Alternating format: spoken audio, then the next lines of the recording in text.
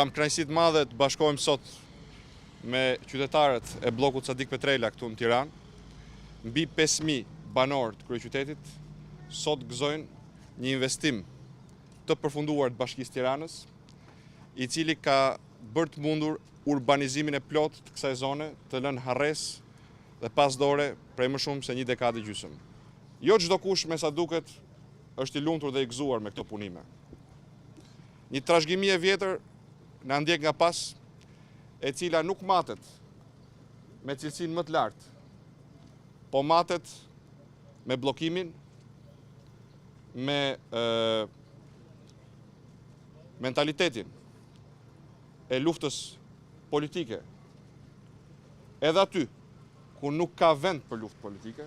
ku është i qartë që interesi qytetar është që puna të ecë përpara, jo çdo kush pra i gëzohet këtyre arritjeve, ata që janë mbartës të mentalitetit vjetër dhe të vjetruar për shqiptarët, e shohin këtë si një sfidë, dhe në fakt është një sfidë për mos performancën.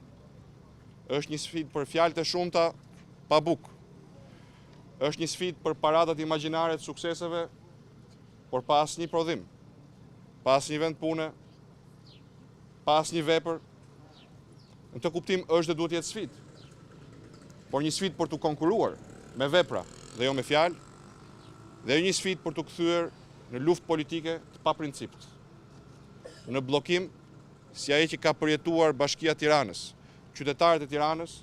për shkak të komplekseve personale të ish kryetarit të bashkisë, i cili ja doli që për më shumë se 7 muaj të bllokonte buxhetin, e bashkë me të varrezat, shkollat,